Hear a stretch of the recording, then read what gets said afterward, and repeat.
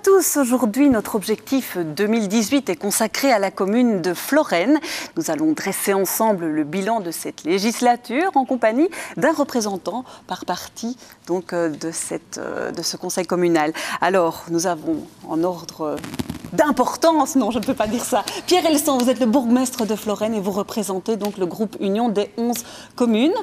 Bonjour. Bonjour. Michel Paquet, vous êtes le Bonjour. président du CPAS et vous êtes un représentant donc du groupe PS. Claudie Lotin, vous êtes échevin écolo. Et face à vous, j'ai deux membres donc, de l'opposition.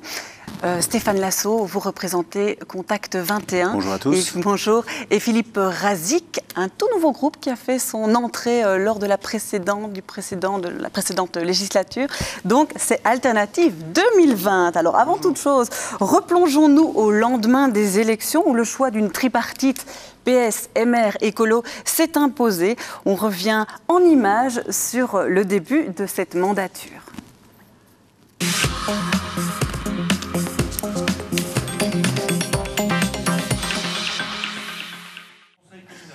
Un conseil communal sans grand changement, la tripartite est reconduite entre l'Union des 11 communes, le PS et Écolo, malgré une très courte majorité. On reconduit quelque chose qui a existé pendant 3 ans et qui a fonctionné, qui a permis de relancer, je vous dis, les projets. Donc, il y a aussi le fait de pouvoir regarder avec qui on veut travailler sur base des programmes, bien entendu, sur base des chiffres électoraux, mais surtout sur base des programmes qui sont annoncés.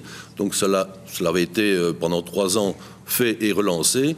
Les programmes de Contact 21 ne correspondent vraiment pas à ce que nous souhaitons ici développer pendant les 6 années à venir.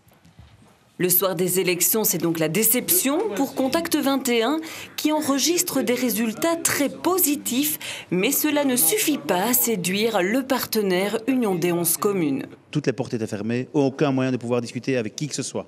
L'arithmétique est très simple en termes électoraux.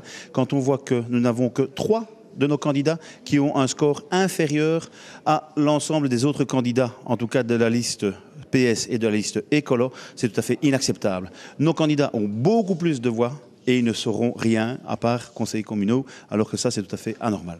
Contact 21 gonfle donc les rangs de l'opposition avec Alternative 2020. Pendant cette législature, les débats ont été plutôt courtois. La majorité courte a su tenir, ce qui n'a pas toujours été le cas par le passé. Voilà, donc là, on a planté le décor. On va faire d'abord un premier tour de table avec le bulletin de la majorité. Pouvez-vous chacun accorder une note à la majorité, nous expliquer en quelques mots le choix que vous avez fait? Stéphane Lasso, quel est le bulletin de la majorité? Le choix de la note, on peut qualifier en portant à 6. 6 parce qu'on ne veut pas être de toute façon en dessous de 5, parce qu'il y a des dossiers qui ont avancé, il faut le constater. D'ailleurs, dès que nous avons pu porter le coup de main qui était nécessaire, là où on pouvait le faire, notamment dans les relais qu'on pouvait avoir. Et dès lors, pourquoi 6? Parce que 5, ce serait un peu injuste. 6, ça nous paraît bien. Au-delà, il y avait encore tellement de choses à faire qu'on ne peut pas évidemment donner plus. Alors, Pierre Elson, vous êtes satisfait, vous, de votre bulletin? Vous mettez une belle note? Je me mettrais un 9. Si c'est je me mettrais bien, un 9. La perfection n'étant pas de ce monde, je m'éviterais un 10. Mais je me mettrais un 9 dans le sens où on est quand même ici, au bout de 6 ans d'une législature, arrivé à apporter une bonne gestion de notre commune, puisque gérer une commune, c'est à la fois aussi gérer, bien entendu, le quotidien, c'est gérer un budget. Et au jour d'aujourd'hui, on vient de présenter le budget dernièrement ici lors d'un conseil communal, on a toujours un budget qui est en équilibre, donc des finances qui sont saines, donc ce qui veut dire qu'une gestion judicieuse a été faite pendant au moins la législature. Alors Philippe Razik, vous mettez un 9 à la majorité? Non, moi je me contenterai d'un 7. Un 7. Voilà. Vous pouvez justifier? Oui, parce que, comme Pierre vient de le dire, effectivement, au niveau des finances et des budgets, il faut reconnaître que même si on n'est pas toujours content de ce qu'ils ont fait, ils ont réussi à tenir la maison au milieu du village, et donc ça, c'est très bien. Les regrets, pourquoi pas mettre plus que 7? Parce que, à mon sens, il y a eu un gros problème avec ce qui concerne pas le départ, mais le fait qu'au niveau de la zone d'incendie, tout est revenu sur Dinan, et j'ai le sentiment que la commune n'a pas été défendue. Ça, c'est un premier point. Le deuxième point qui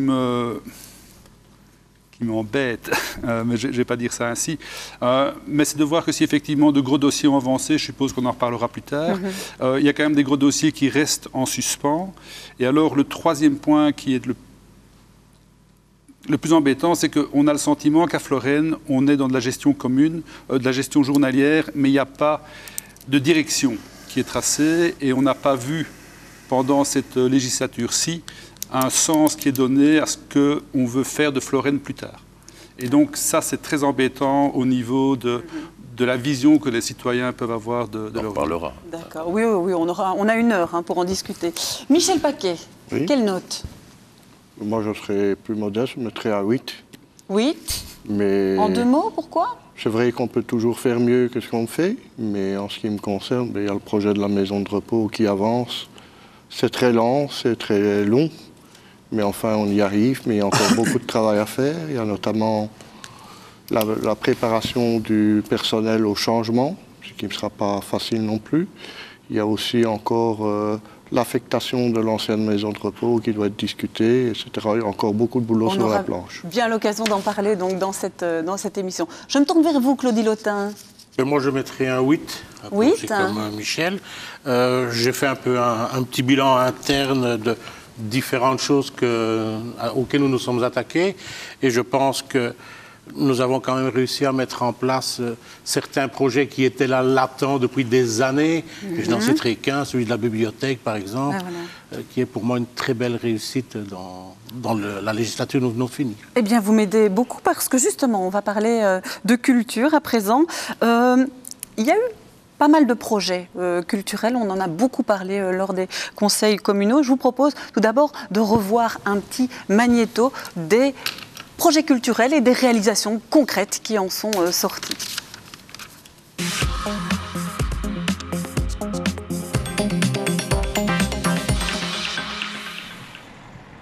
La salle Saint-Pierre est un projet de rénovation qui divise la majorité et l'opposition. Pour certains, le prix est trop important. Pour d'autres, l'espace de 120 places ne correspond pas aux besoins des Florénois. Bref, la gestion de ce dossier est loin de faire l'unanimité. Pas contre le fait d'avoir une salle de spectacle, parce que ça on a toujours soutenu, mais le fait que les budgets explosent. Cette salle mérite réellement les 850 000 qu'on veut lui consacrer. Ce sera pérenne, ça va durer des années, des dizaines d'années. Cette salle sera bonne, elle va fonctionner, j'en suis convaincu. La discussion a donc été relancée sur les espaces culturels de l'entité. Parmi eux, l'ancien Sabimeuble, devenu l'espace culture. Ici, ils ont dans un premier temps aménagé une petite partie spectacle qui sait recevoir quand même plus ou moins 150 personnes. Et en aménageant aussi les locaux du foyer culturel et de la bibliothèque, on pourrait vraiment faire un 3 en 1. On va y faire quelque chose, on en discutera. Avec tout le monde, ma porte est toujours ouverte, on en discutera. Mais nonobstant le fait que je tiens à ce qu'on maintienne le projet de la salle Saint-Pierre. Durant la législature, l'espace culture a véritablement vu le jour. Fini la bibliothèque trop exiguë, place à un espace aéré. Personne ne se marche sur les pieds. La collection est bien mise en valeur que de l'autre côté, on avait exactement le même nombre de livres, mais tout était tellement compacté que finalement rien n'était visible. On compte l'équipement, les murs, les nouveaux meubles. Tout ça, on est dans une enveloppe de 700 000 € sur fonds propres. Mais bon, le bâtiment avait été à l'achat subventionné par la Fédération Wallonie-Bruxelles. Donc, on était là avec nos propres deniers, mais je pense que ça valait la peine. Alors, avant de parler de la bibliothèque, on va un petit peu poser la question poil à gratter. Qu'est-ce qui se passe avec ce dossier de la salle Saint-Pierre? Où en est-on finalement? Pourquoi est-ce que ça traîne autant? Je me tourne vers la majorité. Enfin, peut-être Claudie Lotin, vous êtes l'échevin de la culture. Ça traîne autant parce que nous avons eu des problèmes. Pour moi, il y avait un premier dossier qui avait été clôturé sur base des différentes soumissions remises. Il y avait des différences de prix qui étaient difficiles à justifier. Et donc, nous n'avons pas voulu entrer dans ce projet qui risquait de nous amener plein de surprises. Donc, le projet a été remis en PCDR. Et là, nous avons une envergure un peu plus importante, puisque dans ce projet culturel, nous allons redéplacer également la Maison des Jeunes au niveau de l'espace culturel, ce qui va nous permettre d'agrandir le projet de la Maison rurale Salle Saint-Pierre. Maintenant, ce projet s'est retrouvé aussi bloqué à un moment donné, je ne sais pas si c'est politique ou autre, à un endroit donné, et puis il s'est redégagé. Bon, ben tant mieux. Et la dernière chose que je voulais dire, c'est que cet espace de la maison rurale Saint-Pierre, mais aussi celui de Moriamé, pour moi, et l'espace culture, ça ne fait qu'un. Et pour moi, c'est là-dessus qu'on va pouvoir relancer un peu Florène. Si on dit que le commerce s'en va, je pense qu'en se battant pour la culture, on va pouvoir faire quelque chose. D'accord, oui. Mais une réaction évidemment à chaud, parce qu'en fait, dans le cadre de la gestion de ce dossier, désolé Claudie, mais je qualifierais simplement la gestion que tu as pu en faire d'une gestion catastrophique. Pour la simple et bonne raison qu'en 2014, on estime à 200 millions les travaux qu'on va faire dans cette salle. 200 000 euros, pardon, 200 000 euros, excusez-moi du lapsus. 200 000 euros. Alors là, la progression n'est pas aussi forte quand même, mais 200 000 euros dans un premier temps. En 2014, ensuite, on nous annonce 840 000. Et puis en 2015, on dit, tout compte fait, on se rend compte que ça va coûter beaucoup plus cher. Donc on va l'intégrer dans le PCDR à ce moment-là. Et pour l'amener à 1 750 000. Alors, quand on voit en plus qu'à l'époque, on ne parlait que de 120 personnes, on est augmenté, c'est très bien, on est augmenté à 150, 180 maintenant, ce qui est pour nous encore insuffisant par rapport au nombre nécessaire quand on voit les manifestations culturelles, ça c'est une première chose. Alors quand on pense en plus qu'on a fait une demande du REBA, qu'on a eu des subsides dans le cadre de remplacement de châssis, et qu'au bout du compte, on parle maintenant d'abattre le bâtiment. Alors désolé pour la cohérence du dossier, voilà, maintenant le dossier n'est pas été bloqué, et même pas, certainement pas politiquement, parce que tu sais, vous savez la manière dont on a toujours voulu aider au niveau 2, mais là ce qui s'est passé tout simplement, c'est quand il y a eu un switch en disant, tiens, tout compte fait, on va rechanger les priorités dans les différents dossiers qui sont présentés au niveau des PCDR, il est clair que pour le pouvoir qui doit à un moment ou l'autre décider, c'est un peu déstabilisant de savoir exactement ce que tu voulais. Donc voilà. Alors, juste pour nos téléspectateurs, le PCDR, donc c'est le Programme communal de développement rural. Vous avez sélectionné toute une série de dossiers qui vont permettre finalement d'avoir une subsidiation qui est relativement importante. Principe, oui. Donc j'imagine que c'est pour ça. Donc ce projet initialement était hors PCDR. Il était hors PCDR, il n'y avait aucune subvention. Voilà, donc c'était le projet de la Salle Saint-Pierre, que l'on a finalement transformé en maison de village de Florène pour le faire rentrer dans le PCDR, pour finalement obtenir une subvention plus importante. Supplémentaire. Et en fait, mais par rapport au projet initial, on a un peu aussi modifié la destination finale du bâtiment, puisqu'on a récupéré la maison des jeunes qui est à côté pour pouvoir agrandir et approfondir aussi le bâtiment et lui donner plus d'aisance au niveau de la scène et de pouvoir y faire du spectacle genre spectacle théâtral, des projections et des histoires ainsi. Donc on a amélioré quand même, par rapport au projet initial, on a un peu amélioré les conditions d'hébergement de différents types d'activités et la création d'une maison rurale, ce qui veut dire aussi la création d'un espace avec des salles de réunion et des salles à géométrie variable dans son utilisation. Il n'y a pas trop de salles culturelles. À Florène, je pose la question très naïvement. Pour le moment, il n'y en a plus, donc le problème est réglé. Mais pour l'instant, il n'y a plus rien, mais petit à petit, maintenant, il y a l'espace culture quand même. L'espace culture fait déjà des spectacles qui ont lieu dans l'espace culture. Donc dire qu'il n'y a rien, c'est faux. Il y a quand même toujours moyen de s'arranger, et ça, il faut le reconnaître aussi. Maintenant, moi, ce qui... Mais je crois qu'il faut c'est pas la question que je reconnaître également que la culture est un bon moyen aussi d'essayer de restreindre un peu la paupérisation sans cesse croissante de notre population, pas typiquement florénoise, mais je crois que c'est par le biais de la culture qu'on arrivera aussi à maintenir un certain niveau de qualité de vie. Je crois que les locaux, on n'en avait pas assez, donc il faut pas s'en plaindre d'en avoir. Et de deux, en même temps, on va quand même rénover un coin de la ville qui est quand même un champ, et je crois qu'il fallait trouver une solution. Donc cette solution-là, on l'a trouvée, et on aura quand même plus de possibilités de développer des activités culturelles, telles que celles du cinéma, etc. Revenons un instant à l'espace culture. Donc c'est vrai qu'on l'a tous connu, Sab Immeuble. Donc on en a parlé pendant des décennies. Maintenant, on a inaugurée, cette bibliothèque. Vous êtes, j'imagine, chacun allé faire un tour. Oui, vous en pensez quoi? Vous êtes satisfait? On a vu. Moi, je n'en pense que du bien. Quand on regarde les derniers chiffres de fréquentation de la bibliothèque, ils sont en hausse. Nous avons des abonnements qui se sont renouvelés, des personnes qu'on n'avait plus vues depuis des années, et tout le monde se trouve maintenant dans un espace aéré, convivial.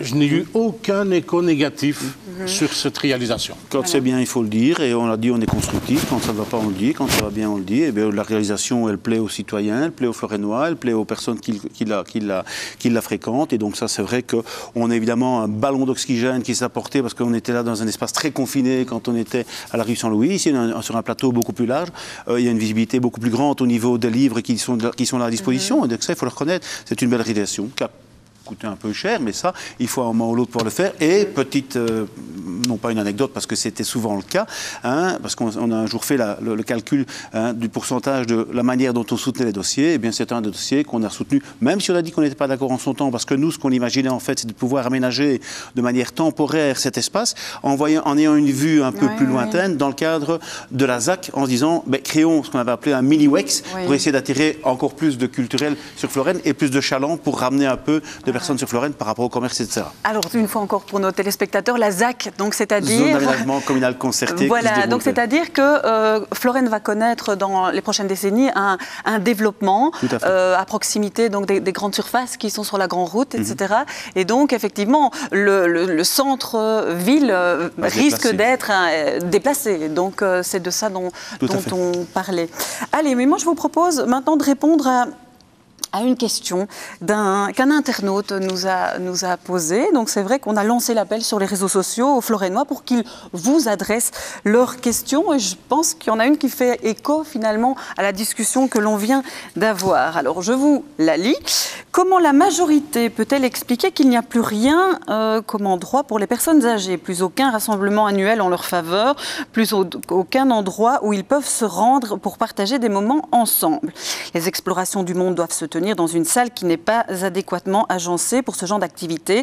La majorité, avec son envie de refaire toutes les salles culturelles en une fois, n'a-t-elle pas perdu de vue l'objectif initial?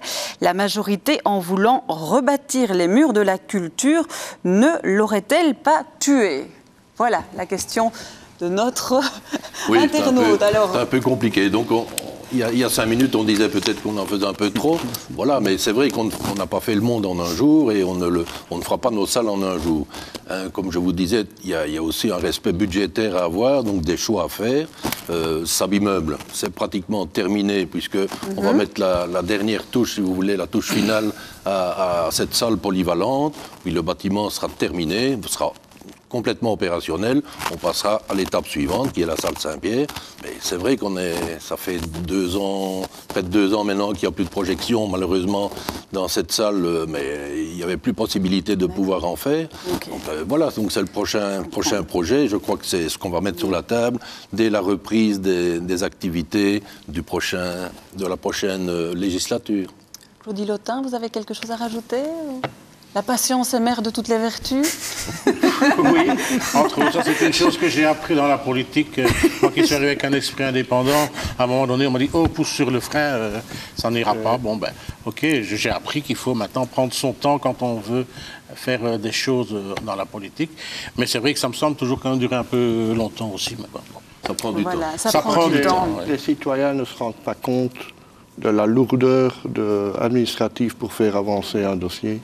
Et c'est très compliqué, et je sais qu'ils sont impatients, mais nous autres aussi on l'est, mais il faut ronger parfois notre frein en attendant que le dossier avance dans un service ou l'autre administratif de la région wallonne, et ça prend du temps. D'accord, je vois à quoi vous faites référence, on va en parler justement maintenant. C'est vrai qu'un autre fait marquant de cette législature, c'est le fait que finalement, cette maison de repos, elle avance. On a déboisé notamment la zone début d'année, donc on commence à sentir que cette maison dont on parle depuis plusieurs décennies, voilà, elle va bientôt se construire. Le dossier, on l'a vu, il est long, il est parsemé d'embûches, mais il avance. Voilà, on vous propose un petit magnéto pour resituer le projet global. C'est donc sur ce terrain de 74 arts au sein du Parc des Ducs, à proximité du centre sportif de Florenne, que prendra place la nouvelle maison de repos. Oui, c'est un bâtiment qui sera prévu sur 2 étages, avec un sous-sol également. Il y aura une zone de vie, donc un réfectoire qui donnera sur le parc, avec une grande baie vitrée. Donc en termes de luminosité, d'acoustique, je crois que les personnes âgées et le personnel auront la chance de travailler dans un cadre beaucoup plus agréable. On fera en sorte de le rendre le plus fonctionnel possible, puisque, on le sait, le bâtiment de la résidence de Granges est assez vétuste et rend le travail beaucoup plus lourd et beaucoup plus pénible pour les équipes et de soins et d'entretien. Voilà, alors, Monsieur Paquet, je me tourne vers vous, oui, parce que c'est vous qui avez notamment géré ce dossier, un épineux dossier, c'était assez lourd administrativement. Où en est-on donc à l'heure actuelle? Donc ici, nous avons obtenu le permis d'urbanisme. Maintenant, le dossier est soumis à la VIC. C'est quoi la VIC? La VIC, c'est le service de la région wallonne, le service des aînés, et qui doit nous valider le cahier des charges. Et après, nous pourrons lancer l'appel d'offres entrepreneur général.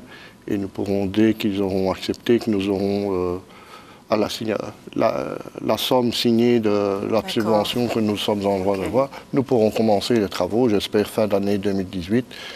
Et je compte début 2021 pouvoir rentrer dans les nouveaux bâtiments. Les premiers résidents, 2021. Oui. Voilà. Oui, mais tout à fait, ce dossier avance. Et en effet, Michel, comme tu le cites, maintenant j'aime bien toujours de faire un peu la genèse de ce dossier très rapidement, parce qu'en juin 2016, alerté par l'équipe, alerté par les conseillers de l'action sociale, disant attention, on a un gros souci parce qu'on va perdre 30 lits. Actuellement, on dispose de 63 lits et on monte vers 90 lits dans la future maison de repos, et on allait perdre 30 lits, puisque le courrier qu'on avait reçu en son temps était un courrier de prolongation des 30 lits qui vont arriver en supplément. Mais si on a pas ces 30 lits-là, on a un problème d'équilibre budgétaire au niveau de la gestion de la maison de repos. Ouais. Et par rapport à ça, on a secoué un peu le cocotier. Je me souviens des demandes de Michel dès 2014 à l'arrivée de Maxime Prévost en tant que ministre, me disant si on a besoin d'un coup de main, est-ce qu'on peut faire appel à toi comme vous l'aviez annoncé lors de l'installation du Conseil? Oui, mais je n'avais pas de dossier. Et là, sur base des éléments, il a fallu un peu secouer le cocotier parce qu'on allait perdre ces 30 lits. Mais si on perdait ces 30 lits, on n'avait plus du tout de maison de repos. Ouais. Et là, heureusement on avait la chance dans son temps d'avoir Maxime on a pu relayer, et on a invité la majorité qui ont pu venir se rendre compte sur place, et on a dû batailler pour conserver les lits. Mais alors, conserver les lits, c'était le premier pas. Deuxièmement, c'était de faire un planning très serré, et on l'a fait, ça s'est fait au niveau du CPS, n'enlevons pas ceux qui l'ont fait, évidemment. Ça s'est fait au niveau du Conseil de l'action sociale. Et parallèlement à ça, aller rechercher les subsides. Subsides qui étaient en son temps sur le précédent projet de 4,5 millions, qui est quand même passé à 6,8 millions.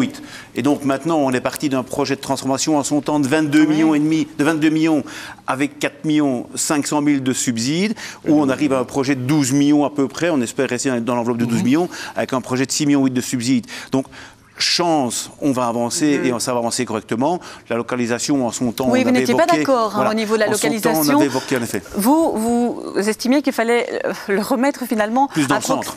À proximité de cette fameuse ZAC dont on a parlé, le recentrer en tout cas. Mais c'était un peu notre avis, parce que comme il y a un déplacement qui se faisait naturellement du centre de Florence vers justement cette zone d'aménagement communal concerté vers la route de Mété, il nous paraissait beaucoup plus logique de ramener ce bâtiment là plus au centre. En plus, près de la gare des bus, comme on l'appelle communément, pour la mobilité c'est plus facile.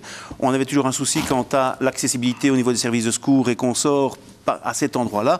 Maintenant, à un moment où la décision a été prise, on a dit on n'est pas d'accord, la décision a été prise, on a dit ok, ça va, on passe, on ira dans le plan B, en disant on y va, il faut tous qu'on se mette ensemble, parce que c'est vraiment le projet de la législature ici, mais qui sera encore le projet de la législature future de demain, parce que c'est le tout gros dossier, et ça tout le monde doit vraiment se serrer les coudes.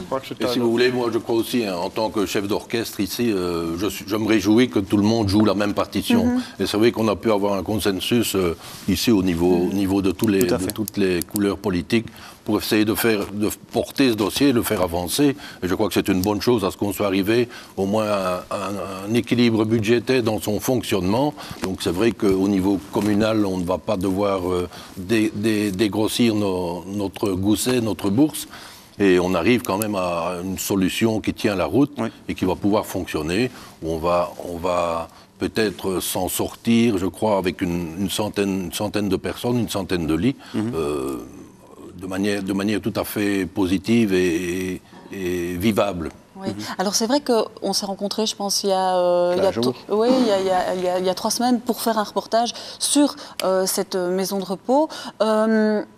On a parlé de la majoration, forcément. Actuellement, donc, les chambres ne disposent pas de sanitaires, etc. Les résidents vont devoir payer un petit surcoût et ça a fait pas mal réagir les internautes. On parlait quand même d'une augmentation d'une dizaine d'euros par jour.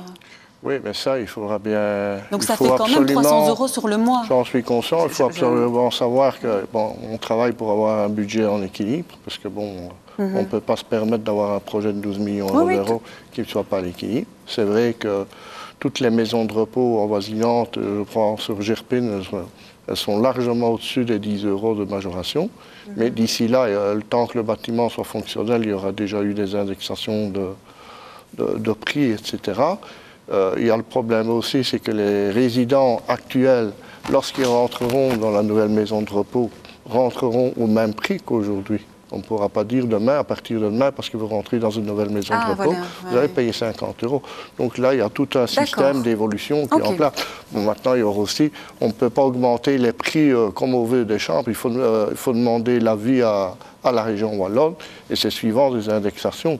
Donc ça sera petit à petit. Ce qu'on espère aussi, c'est d'avoir une plus grande proportion de chambres, maisons de repos et de soins, où les subsides INAMI sont beaucoup plus élevés par rapport aux chambres MR tout court. Quoi. Ok. Eh bien, écoutez, je vous remercie. En tout cas, on va clore ce débat sur la maison de repos. Je rebondis sur ce que vous avez dit en début d'émission par rapport à votre frustration, notamment par rapport aux pompiers de Florenne. C'est vrai que ça a été un geste marquant de cette législature. Ce sont les pompiers qui sont venus déposer leur insigne de la zone d'Inafi lors d'un conseil communal. Je propose de revenir en images sur les raisons de leur grogne. En remettant leur badge au bourgmestre lors du conseil communal, les pompiers de Florenne ont voulu montrer leur ras-le-bol. Selon eux, la zone d'Inafi leur est totalement défavorable. En cause, le COSIS, un système informatique basé à Dinan qui fait l'aiguillage entre les différentes équipes d'intervention. Depuis l'installation du système, les pompiers florennois ne sont presque plus appelés. C'est la grogne à la caserne. Le COSIS reste un système informatique avec aucune intervention humaine. Il a été programmé avec des temps de départ qui sont parfois un peu faussés, au niveau surtout de la caserne de Dinan. À Florenne, on se sent vraiment délaissé. On se rend compte que le service incendie de Dinan, le service incendie de Philippeville, qui sont dans le nom de cette zone d'Inafi, sont les services incendies les plus utilisés. Et des services comme Florenne sont sous-utilisés. Là, on se rend compte qu'ici, on est délaissé, on a peur de la fermeture, de tout simplement peut-être un jour de notre poste de Florenne. Maintenant, s'il faut aller jusqu'à changer de zone, tout à fait. De toute façon, ça ne changera pas grand-chose pour nous. Hein. Ça va paraître pire pour le moment. Alors, monsieur Elson, combien de pompiers ont changé de zone? Il y en a 14-15 qui sont partis. Bon, il y a eu un appel d'air de la part de la ville voisine. Donc, plusieurs sont partis sur Mété. Je ne mettrai pas en cause, encore une fois, la décision du colonel de la zone voisine, mais je crois qu'on leur a fait miroiter certaines histoires pour les attirer vers Mété, hein, ce qui a probablement créé aussi la grogne à ce moment-là. Mais bon, c'est de savoir que quand on met en place, comme on l'a fait pour les zones de police, quand on met en place une zone de secours qui regroupe 22 communes, on doit prendre en considération quand même des normes tout à fait différentes que lorsqu'on traitait commune par commune nos zones de secours. C'est vrai que ce COSIS, au départ, n'a pas fonctionné dans les meilleures conditions. D'ailleurs, il n'existe plus. Il a été remplacé par le CODIS maintenant. Et le CODIS va mieux que le COSIS? Il est en train encore d'évoluer. Donc, puisqu'il y a maintenant apparemment un mariage qui va se faire entre la zone Nage et la zone d'Inafi. Donc, une manière de centraliser un peu tous ces appels. Tout ça s'est mis en place. C'est vrai que ça a fait un peu de dégâts dans Florenne, mais posons-nous la question de savoir si on était alors de l'ordre de 55 pompiers, je crois, personnes sur Florenne, si on n'était pas quand même un peu surfait au niveau personnel. Quoi, en surnombre? En surnombre. Au niveau du personnel, d'autant plus qu'une ambulance a dû être déplacée, donc on ne se retrouvait plus qu'avec une ambulance et un service de secours de pompiers, forcément qui avait les appels de secours, de premier secours, ce qui était quand même un peu gonflé pour notre zone, quoi. D'accord. Maintenant, vous, Monsieur Razik, vous vous demandiez si Pierre Elson avait suffisamment défendu ces pompiers? Oui, mais je pourrais... Et Pierre et Stéphane, de toute façon, en tant que conseiller provincial. En fait, moi j'ai participé à plusieurs des réunions qui ont eu lieu à Beaurain au niveau de la réunion de tous les bourgmestres de la zone de Dinafi. Pardon? Les conseils. Conseil de la zone. Le conseil de la zone. Bah, c'est malheureux à dire, mais je n'ai jamais entendu Pierre y parler. J'ai entendu beaucoup de choses qui ont été dites. Alors, je ne parle que des choses qui... Mais je tiens à signaler que je fais partie du collège d'Inafi. Donc là, je dois prendre aussi en considération l'ensemble de la zone. Et on gère 22 communes au niveau du collège. Je ne dis pas le contraire. Forcément, je défendais Florène, mais je défendais Florène à d'autres occasions. En tout cas, moi, je n'ai jamais eu l'occasion de l'entendre ni de le voir. Donc c'est déjà un gros point qui m'embêtait. Et puis... c'est vrai qu'il y a eu le problème du COSIS qui était, lui, assez catastrophique. J'arrive toujours pas à comprendre, parce que j'ai ma mère qui a eu un accident chez elle il y a un mois, et on vient de recevoir la facture, et la facture vient de la zone de Mété. Donc je ne comprends pas pourquoi Florène, ce ne sont pas les pompiers de Florène qui ont été dépêchés, puisque elle habite quand même Florène à ma connaissance. Voilà. Mais moi, je réagis parce qu'en fait, j'entends ici Philippe qui me dit, en tant que conseiller provincial, alors un conseiller provincial n'a absolument aucune interférence à pouvoir donner dans le cadre de la gestion d'une zone, de la zone d'Inafi. La zone d'Inafi, elle est gérée par l'ensemble des bourgmestres et uniquement par l'ensemble des bourgmestres. On n'a pas d'interférence à pouvoir donner. Deux, il n'y a absolument aucune compétence de pompiers, si ce n'est l'école du feu, qui évidemment elle est provinciale, mais aucune compétence en matière directe qui peut se donner, même à l'instar du conseil provincial. Alors, la seule chose qu'au niveau du conseil provincial on peut évoquer, c'est qu'il y a en effet une volonté de vouloir rapprocher les trois zones pour justement avoir un système d'appel centralisé et que malheureusement pour des raisons X ou Y, ce n'est pas le débat d'aujourd'hui, mais ça n'a pas pu se faire. Et donc voilà, maintenant, en effet, parce que le COSIS, tout le monde en a parlé, le COSIS c'est le système d'appel qui en fait rappelait les personnes, qui rappelait les différents pompiers. Et là, c'est vrai qu'il n'a pas fonctionné au début et c'est vrai que c'est très frustrant pour des pompiers florénois de voir passer devant eux alors qu'ils sont ouvert dans leur bip, ou leur bip est ouvert en étant disponible, et de voir passer un camion venant d'une zone qui est d'Inafi, mais venant par exemple de Dinan, pour venir éteindre un feu qui est à côté de chez eux. Ça c'est très frustrant. Et dès lors, c'est l'ensemble de ces frustrations qui a fait qu'évidemment, à un moment ou l'autre, ils sont partis. Maintenant, par rapport à la gestion ambulance, c'est quelque part un peu différent, parce qu'il y a les deux. Il faut savoir qu'à Florène, c'était assez unique, parce qu'on avait les pompiers, et en son temps, on avait créé vraiment une cellule ambulance, où on avait parfois des ambulanciers qui n'étaient même pas pompiers, alors qu'au départ, c'était pas normalement le cas, c'était un global, mais ça a permis d'avoir une gestion d'ambulance beaucoup plus proche. Et là, c'est vrai, comme Pierre vient de le dire, il y a eu ce départ d'une ambulance qui était répartie ailleurs, mais du fait de cette ambulance qui n'est plus là, on n'a plus suffisamment maintenant de gardes disponibles par moment, et on se retrouve en difficulté pour envoyer l'ambulance. Et là, c'est là où ça pose réellement souci, quoi. Je tiens à apporter une petite précision aussi. Il est vrai que les pompiers à Florène entendaient dans leur caserne. Le règlement leur imposait d'être 6 pour démarrer dans une autopompe et ils voyaient passer le camion de Mété où ils étaient 4 ou 3 ou 4 dedans. Donc je signale aussi que c'est le commandant de la zone de Mété qui a fait les règlements et qui ne les faisait pas appliquer dans sa propre zone. Donc nous on entendait d'être 6 pour respecter les consignes obligatoires, soi-disant. Et on voyait passer le camion de Mété avec 3 pompiers dedans.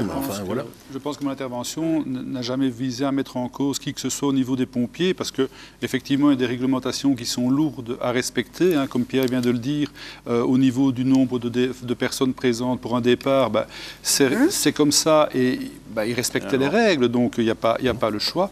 Moi, je disais, c'est vraiment un niveau supérieur où je plaçais la réflexion, c'était vraiment au niveau de l'organisation et au niveau de la façon dont le passage s'est fait, parce que je pense que personne ne pouvait aller contre le passage en zone, et donc ça j'entends très bien Pierre, et il est tout à fait correct. Mais j'ai vraiment, c'est ce sentiment, et je pense qu'il est partagé par beaucoup, c'est qu'on a vraiment eu un manque de soutien de la part du politique par rapport au service d'incendie florénois en tout cas. Je dirais qu'on est au début de quelque chose. On est en train de construire une zone, et forcément, comme le disait Stéphane, tout ça va se regrouper un jour ou l'autre.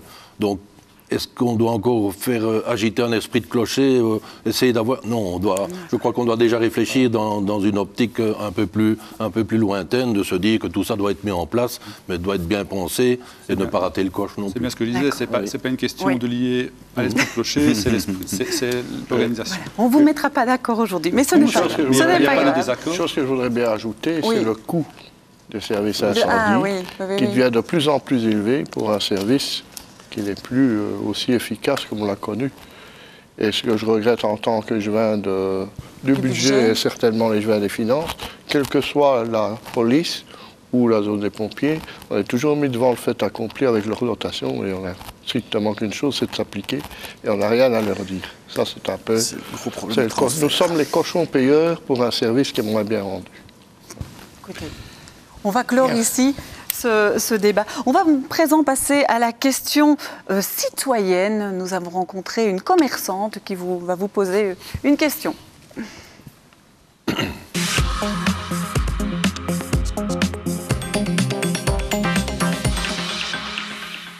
Voilà, j'aimerais qu'on réglerait le problème du marché. J'en ai déjà parlé depuis 2 ans.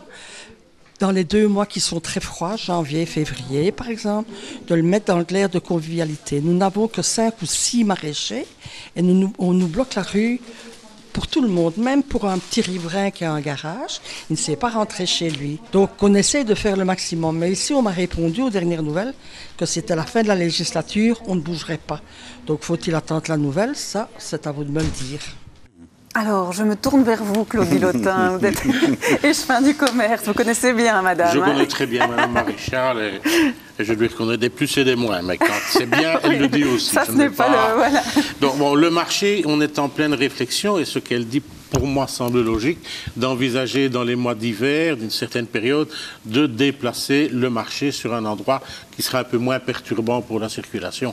C'est vrai que nous sommes encore une des rares communes qui bloquons une nationale pour un marché.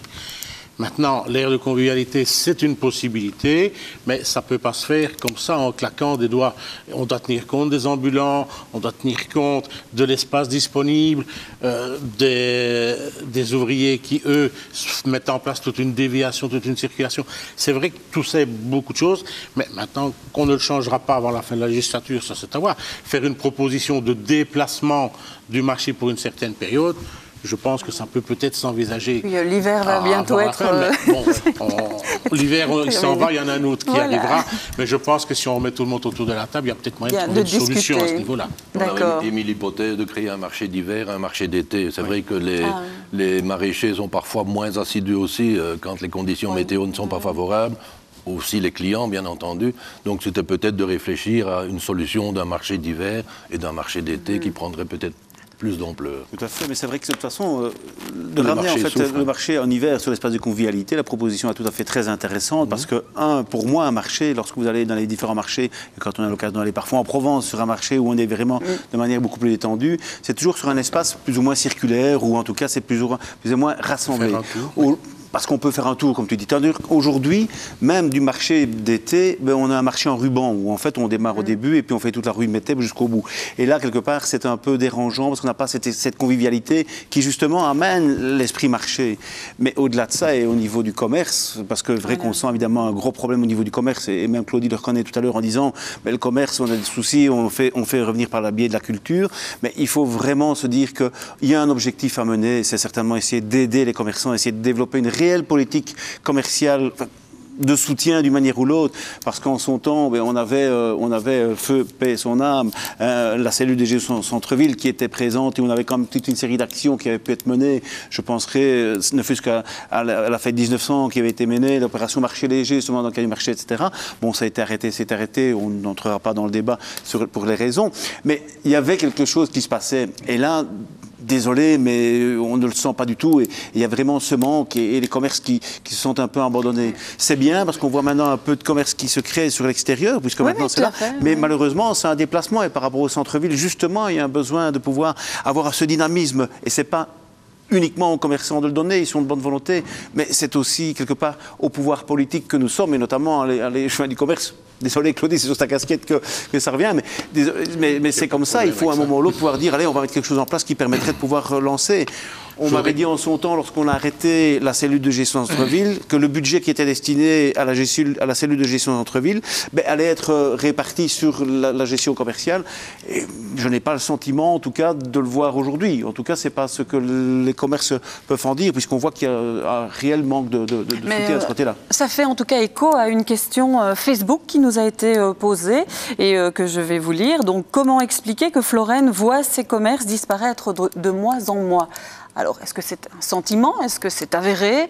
Là, je me tourne vers Claudie Lotin. Non, mais il faut reconnaître qu'il y a des commerces qui manquent à Florène. Je ne m'explique pas pourquoi on n'a plus vraiment un bon cordonnier, un indépendant boucher, un traiteur, alors qu'on peut trouver ça dans les villes à côté. OK, mais je pense qu'il y a quand même aussi, au niveau de Florène, je m'excuse de lui, mais un manque de motivation de certains commerçants. Ça fait pratiquement 6 ans que j'essaie de remettre en place une association de commerçants avec des gens qui en veulent. Mais je vous dirais que j'avais eu un espoir à un moment donné, de commerçants qui s'étaient relancés, puis il y a eu une petite bisbrouille, je ne sais pas exactement quoi, et maintenant on a recommencé. Mais aujourd'hui, je pense qu'il y a des nouveaux éléments qui sont mis en place, une nouvelle association qui se crée, ils ont des nouveaux statuts, ils veulent redémarrer, et je pense qu'ils sont en train de fédérer autour d'eux des gens qui en veulent, et je pense qu'on va arriver à une solution aussi. Oui. Je voulais, enfin, vous m'avez demandé tout à l'heure combien je mettais à la majorité, et je vous disais que je mis 7 parce que justement il y a ce manque de vision d'avenir. Non, je laisse toujours 7. Non, je ne change pas. Il y avait ce manque de vision d'avenir, et le commerce est un des points les plus symptomatiques de ce qui ne se fait pas. Je ne sais pas s'il y a beaucoup moins de commerçants qu'avant, mais ce qui est certain, c'est qu'il n'y en a pas de plus. Il n'y en a pas de nouveaux qui viennent. Mais ça se construit quand même, mais le long de la grande route. Mais oui, on est d'accord qu'on ne parle pas de la même chose. Ce n'est pas des nouveaux, ce sont des gens qui sortent du centre-ville, qui vont sur la route de Mété. Donc, que ce soit BNP, que ce soit Trafic ou autre, on se déplace, mais il n'y a rien de neuf. Et ce qui, moi, m'embête un petit peu ici, parce qu'on a quand même une majorité où le MR est principale partie de la majorité, c'est qu'on n'a pas senti de politique qui visait à aider des gens à venir installer un commerce ou une petite PME dans Florène. Et quand je dis Florène, je ne parle pas du centre-ville de Florène, je parle de l'ensemble de la commune. Moi, j'ai rien vu, j'ai rien entendu, et je n'ai jamais eu aucun écho de quelqu'un qui me disait « Ah, on va avoir une aide au niveau de Florène ». Alors j'entends bien Claudie qui dit qu'il y a une nouvelle association des commerçants qui va se relancer. Oui, d'accord, ça fait la 3e ou la 4e fois en 6 ans. Donc voilà, il y a vraiment quelque chose qui manque, et comme disait tout à l'heure Stéphane, c'est vrai qu'au niveau du politique, on n'a pas senti qu'il donnait une impulsion. On ne demande pas de mettre en place, mais on n'a pas senti qu'il donnait une impulsion. Oui. Mais il faut essayer peut-être de définir aussi ce que tu entends par aide. Est-ce que financièrement, les gens sont demandeurs qu'on leur donne un budget pour se lancer? Ce n'est pas notre rôle. Nous ne sommes pas une banque, et nous ne sommes pas l'union des classes moyennes pour aider les entrepreneurs à s'investir financièrement ou savoir les épauler administrativement. Par contre, mais tout ce qu'on fait autour, quand on fait des trottoirs, quand on fait des voiries, quand on fait des bâtiments, on aide quand même, c'est une forme quand même qu'ont les communes de pouvoir aider les commerces à venir se remettre autour et se greffer sur les nouvelles infrastructures qu'on met en place. C'est notre rôle premier. Ça, c'est une chose. Deuxièmement, on parle ici de Florène Centre tout le temps. Non. Moi, il y a quand même 10 villages autour où il n'y a plus une boucherie, il n'y a même plus un bistrot, il n'y a plus rien dans certains villages. Qu'est-ce qu'on fait? On essaye de recréer une école, de remettre une école dans un village pour redonner un peu de vie et permettre aussi aux commerçants de venir ouvrir une petite supérette, de réouvrir un petit bistrot pour avoir un peu plus de convivialité. Mais on ne va pas tourner tout le temps autour de Florène Centre. Il y a des gens qui doivent s'investir et qui doivent faire le pas eux-mêmes, la démarche de s'installer, et il y a des possibilités dans Florène. Comme le disait Claudie, il y a des commerces qu'on ne retrouve pas. Moi, je serais heureux de retrouver un bon petit boucher, surtout dans cette période où on laisse encore planer des doutes sur la qualité de la viande. Moi, je serais heureux d'avoir un petit boucher, de choisir mon morceau dans l'étal et de lui demander conseil d'où ça vient, comment je peux le cuire. On ne sait plus faire ça. Est-ce que, à mon avis, ce genre de commerce de proximité il y a de la demande à Florenne. Et les gens qui viendraient s'installer le feraient. C'est pas tout d'ouvrir des sandwicheries, des pizzas, des trucs comme ça. Mais il y a d'autres possibilités, je crois, et c'est là-dedans qu'il faut s'engager, quoi. Je crois qu'en tant que politique, là où on a une aide à apporter, c'est en tant que fédérateur. Dans le sens où, quelque part, le rôle du commerce ou de celui à qui on attribue, qu'il soit gestion au centre-ville, qu'il soit commerce, mais commerce évidemment dans l'ensemble, parce qu'on a parlé de gestion de centre-ville par rapport à Florence-Centre, c'est la question posée par rapport au marché et embrayé, mais par rapport à l'ensemble des commerces florennois, de l'entité, il est clair qu'il y a des choses qui existent.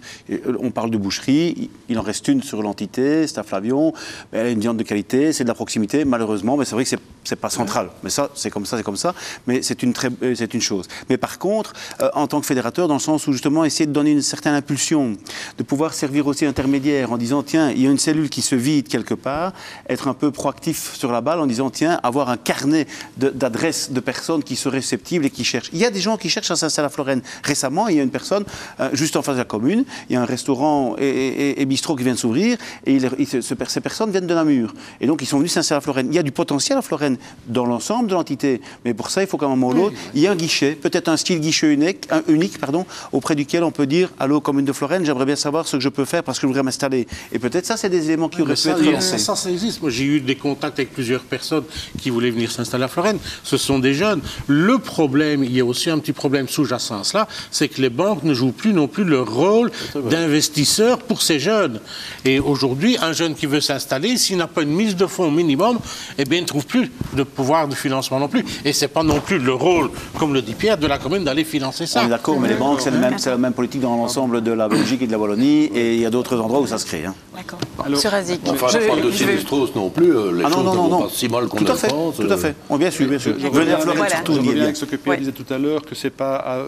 Je n'ai jamais parlé de demander d'argent, de donner de l'argent ni quoi que ce soit, mais je dis simplement, au début de législature, on a parlé de pouvoir transformer certains bâtiments communaux pour les mettre à disposition de personnes qui désiraient s'installer. Je pense notamment à l'ancienne commune. Elle dépérit, elle tombe en pourriture, pardonnez-moi l'expression, mais il n'y a rien qui s'y fait. On n'a rien vu. Commune l'ancienne commune. C'est en cours. C'est en cours, mais il serait temps qu'on voit quelque chose. Oui, de nouveau. Et donc, il y a tout plein de choses qui sont ainsi, dont on se demande toujours quand est-ce que ça va bouger. Et c'est ça où moi je dis qu'il n'y a pas vraiment une aide de la part de la commune. Je veux quand même dire que la commune a investi pour les commerçants dans ce qu'on a appelé la journée du client qui est développée avec l'Union des classes moyennes. C'est quand même un investissement de fonds de deniers de la commune pour permettre une activité au niveau des commerçants. Et je pense que c'est une activité qui intéresse quand même les commerçants, qu'on voit que là, ils ont quand même un peu bougé. Et j'espère que nous pourrons cette année-ci renouveler cette opération encore. Voilà, alors on va clore ce débat sur le commerce. On va passer à la dernière question citoyenne. Elle porte sur le cadre de vie. Je suis un petit peu inquiet. C'est quand je vois la ville de Florenne par rapport à avant, la propreté au niveau des lieux, que ce soit en général dans Florenne, n'est pas en tout cas optimale. Je sais bien que je crois que c'est d'abord les personnes, chaque personne qui doivent essayer d'avoir le bien-être pour tout le monde, tout en pensant à elle-même et tout en pensant aux autres. Et je crois que tout le monde devrait faire un effort à ce niveau-là pour au moins que notre ville de Florenne soit quand même plus propre. Alors, la propreté publique. Je me tourne encore vers vous, Monsieur Lotin. Vous allez dire que je vous en veux. Non, non. Voilà, qu'est-ce qu'on peut dire? La propreté, si quelqu'un avait un remède miracle à me donner, je suis preneur à 100%. Il n'y a aucun problème. C'est difficile de changer les comportements. C'est un problème d'incivilité qui est là au niveau de certains citoyens. Et je dis toujours, il y a 10% de la population qui embête 90% de celle-ci. Mais quand on veut voir, nous participons à l'action Bulle Propre, nous participons aux ambassadeurs de la propreté, on a investi dans des poubelles, on a fait un crottoir à chiens, on a placé des cendriers. Nous avons aujourd'hui 2 agents constatateurs sur le territoire. Et malgré ça, ça ne suffit pas. Un nouveau camion brosse. Les bulles à verre. Pensons bien que nous ne sommes pas les salisseurs, nous sommes les nettoyeurs à la commune. Donc, et croyez bien qu'on nettoie de plus en plus. Effectivement, c'est un manque de civisme des gens. Ça me sort des gonds aussi de voir le nombre de canettes. Je prends un exemple, des ouvriers passent pour nettoyer un abord de voirie, 2 jours après, vous repassez, c'est exactement la même chose. Vous retrouvez des canettes, des papiers gras et quantité d'emballage de fast-food dans tous les coins. J'estime que c'est un sens de civisme et je crois qu'il n'y a plus qu'une solution possible, c'est d'aller dans le portefeuille des salisseurs et d'aller augmenter les amendes et de les prendre sur le fait, bien entendu. Mais ça devient franchement un fléau. Hein. Oui. C'est un constat en effet, et j'entends bien la personne qui vient de le dire, évidemment. On a fait en son temps, dans le cadre justement d'une préparation, de savoir un petit peu comment les gens voulaient réagir, etc., des sondages, on appelle enquête, peu importe, par le biais des réseaux sociaux, et c'est un point qui revient souvent. Maintenant, on peut rejoindre ici tous ensemble le même avis, en effet, il y a un gros souci, c'est un problème de civisme où les gens sont tout à fait irrespectueux, et pas l'ensemble des gens insistants. Et donc voilà. Il y a des rues qui sont à peine nettoyées, 10 minutes après, vous avez déjà des gens qui de l'étage jettent leur mégot de cigarette à terre et n'ont aucun respect. Il y a suffisamment de poubelles. Mais oui, il y a suffisamment de poubelles. C'est vraiment un problème d'incivilité. Il faut et le respect aussi du personnel communal, parce que quand vous voyez qu'ils sont en train de balayer, ils viennent de balayer, ils se retournent, il y a déjà un papier qui est là derrière eux. Je pense aussi que c'est démotivant pour toutes ces personnes qui sont là à l'ouvrage. Je ne vois pas être à leur place. Il faut y accorder l'importance, mais c'est vrai qu'ils font leur boulot et que malheureusement, derrière, il y a des gens qui passent et qui ne font pas attention. On a mis les sanctions administratives en place. Il faut les mettre en œuvre. C'est une procédure assez lourde. En plus, il y a des gens qui font appel, il faut aller devant le tribunal. Ça dure une séance ou deux pour finalement en arriver que parfois les gens ne sont même pas solvables et qu'on n'arrive même pas. Ça coûte plus cher à la commune de mettre une amende administrative que d'avoir...